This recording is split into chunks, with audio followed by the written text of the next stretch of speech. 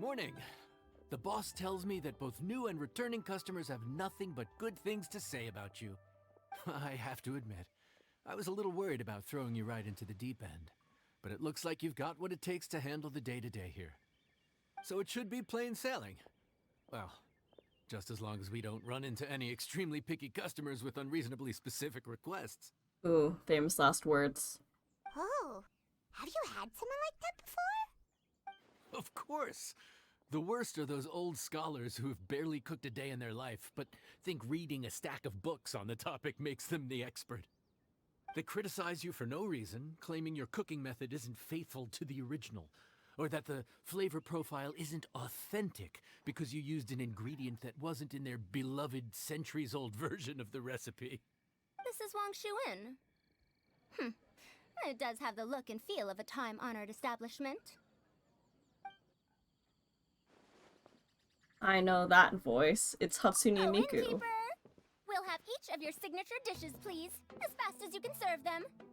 The most expensive ones. Farazan! Oops, Madam Farazan. Oh my! Traveler, Paimon, whatever are you doing here? We could ask you the same thing. Where'd you suddenly get the funds to go sightseeing? And to order the most expensive things on the menu? I'm not here to sightsee. Exemplary scholars like myself are highly sought after by cruise operators in need of an onboard consultant as they travel the world. Madam Farazan, please, slow down. None of us slept last night. How come Madam Farazan still has so much energy? If she's really over 100 years old, I don't understand how she keeps going. It's all my fault. She's been like this ever since I told her I'd be paying the expenses. Layla! And Dory? Huh. Never would have bet on this combination. Why don't you all take a seat and catch your breath? Temporary chef, huh? Wow. No rest for the wicked. Well, if the chef here is trusting you to run his whole kitchen, then I've got no doubt we're in for some authentic Liyue specialties. So, why are you all in Liyue again? Something about being an onboard consultant? I got my hands on a new boat from Fontaine a while ago, equipped with cutting-edge navigation technology. If we manage to spread the word, it could have huge business potential. Right now, we're doing some test runs. We sailed from Port Ormos to Rito, then from Rito to Liyue Harbor. Next, we're planning to go to Dornman Port.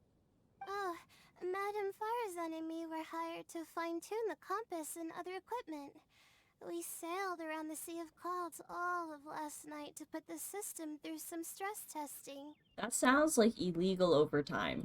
Overtime for which they'll both be fairly compensated. They're both here willingly. The contract is crystal clear on that.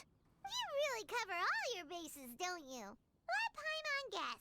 Paying the expenses is part of the compensation, isn't it? No wonder Madam Farazan is going for all the most expensive dishes. It's not every day someone tells you to order whatever you like. Now, first up, we'll have the...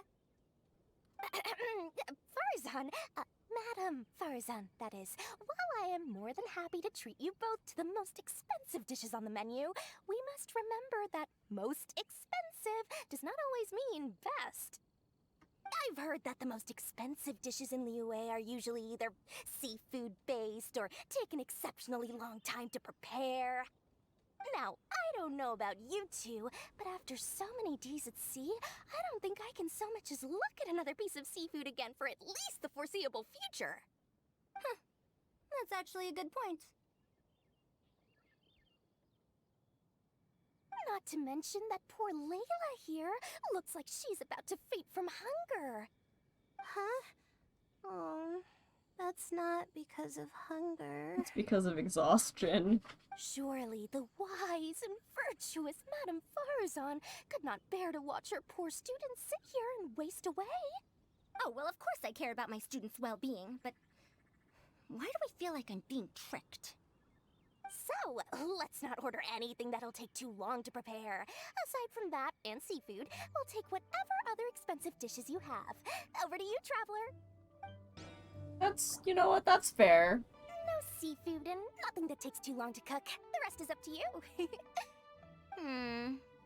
I had my eye on Adeptus Temptation, bamboo shoot soup, and golden shrimp balls.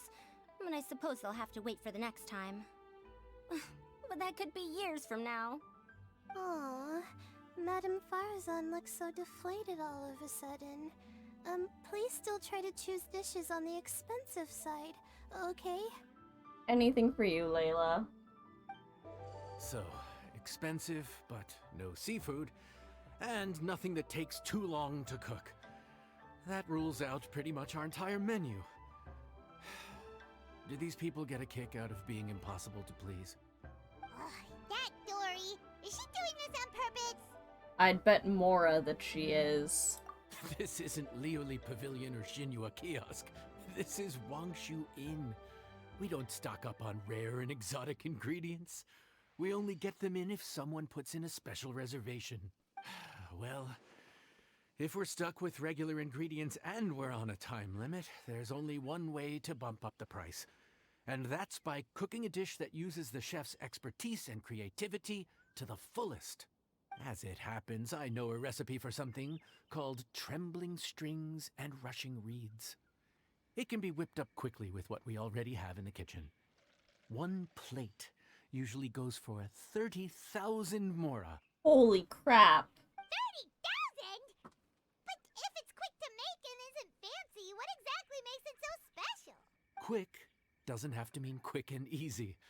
To perfect this dish, you need expert knife work and very precise control over the heat. You have to finely slice several different types of meat into fine threads, knead them together into strips, then gently stir-fry them in the pan. What you end up with is a whole variety of flavors that come through layer by layer. This dish is unique in offering a harmonious blend of multiple kinds of meat, all cooked to perfection, while still bursting with their own distinct flavors. Do it right, and you've got a culinary masterpiece in your hands. But if you botch it, it's just a bunch of meat thrown on a plate. Oh, Paimon gets it now! So this dish gets its value not from the ingredients, but the chef's expertise! Do you think I'll be able to pull it off? Now, don't worry. I can take care of the kneading and other prep work for you. You just focus on bringing it all together. Okay. Believe in yourself. You can do this! And if you mess it up, Paimon will still be happy to eat it.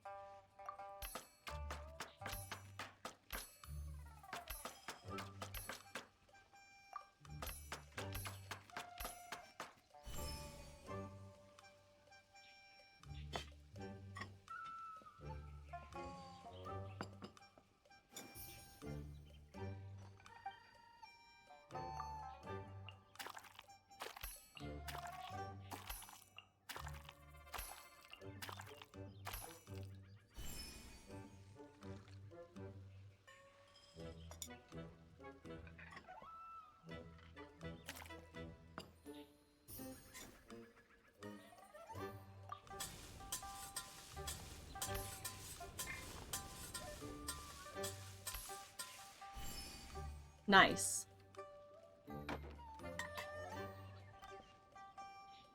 I guess I like these decorations.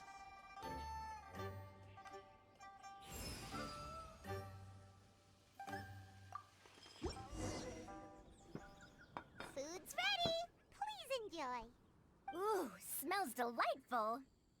Oh, we meant to ask, have you two eaten breakfast yet? If not, why don't you join us at the table?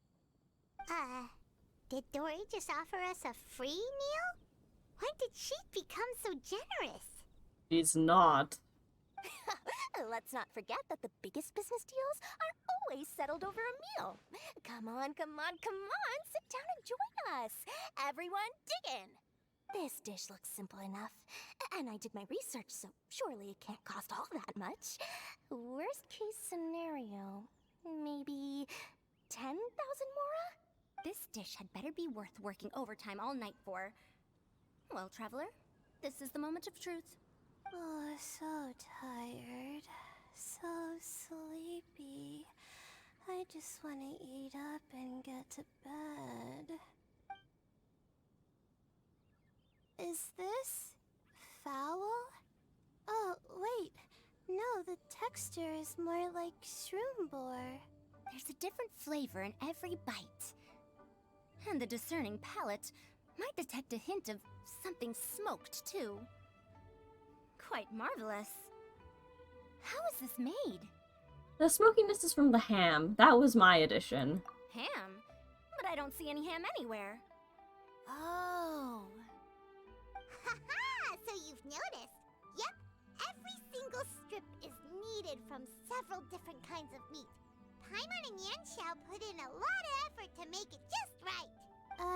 So I'm not an expert or anything, but don't different meats have different cooking times?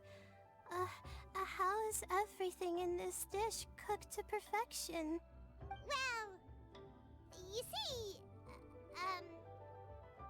that's a trade secret. I know some special cooking techniques. Wow. So this dish really is one of a kind. That makes the whole trip worth it. By the way, does this special dish have a name? Ah, Paimon forgot to mention that part. The dish is called Trembling Strings and Rushing Reeds, alluding to the way that the different threads of meat are woven together. And also, The complex layers of flavor, yes? Akin to the harmonies of a musical ensemble? The name, if I'm not mistaken, is a Liyue idiom that evokes a vigorous orchestral performance featuring both stringed and wind instruments playing together. Quite an apt name for this dish. how did you know all that? Every student has to master at least 20 languages before they graduate. Wait, is that not a requirement anymore? Huh? Oh, that used to be a thing? Oh, Paimon almost forgot that you're also from Harabatat. So, anyway, how much does this dish cost? Oh, don't worry, not too much. That'll be, 30,000 more, please and thank you. 30,000? About that, Paimon, traveler, I merely invited you to join us at the table, did I not? I don't believe I committed to paying for you. So, perhaps we could split the bill accordingly? Oh, Paimon knew it was too good to be true. 30,000 mora surely isn't an outrageous amount for the most magnanimous, or magnanimous, for the most magnanimous Lord Sangama Bay. Yeah, as a famous merchant, you've got a reputation to uphold. But every single mora matters, you know? All right. I'll just consider that the cost of learning about this dish. Once I'm back in Sumeru, I'll be sure to find someone to help me recreate the dish. And then I'll make it all back. Uh-huh.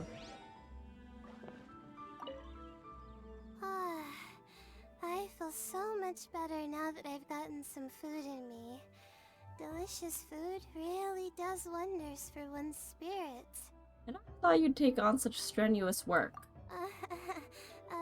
My advisor said that young people shouldn't stay cooped up in the academia all the time.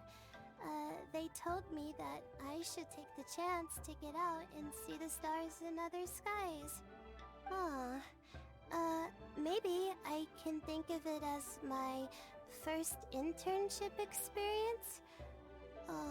But it sure is exhausting.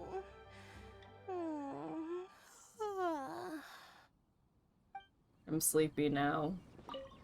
Now, how should I justify a high price tag for a dish without any fancy ingredients? Maybe start by giving it a fancy-sounding name? Be honest.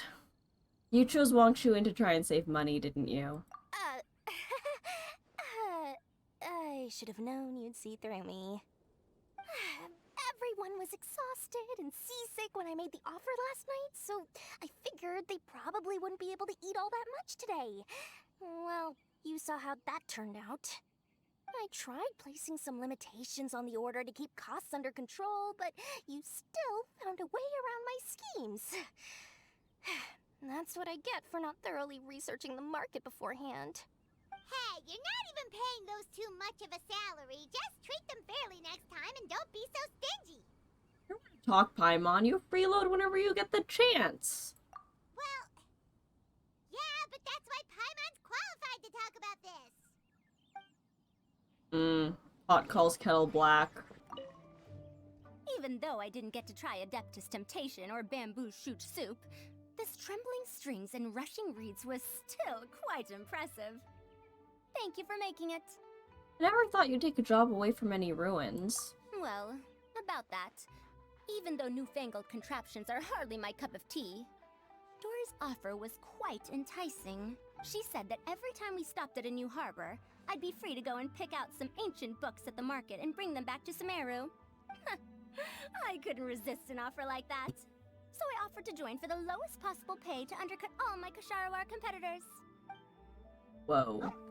We're off to a good start this morning. Keep up the good work. I'm counting on you. Yes, boss.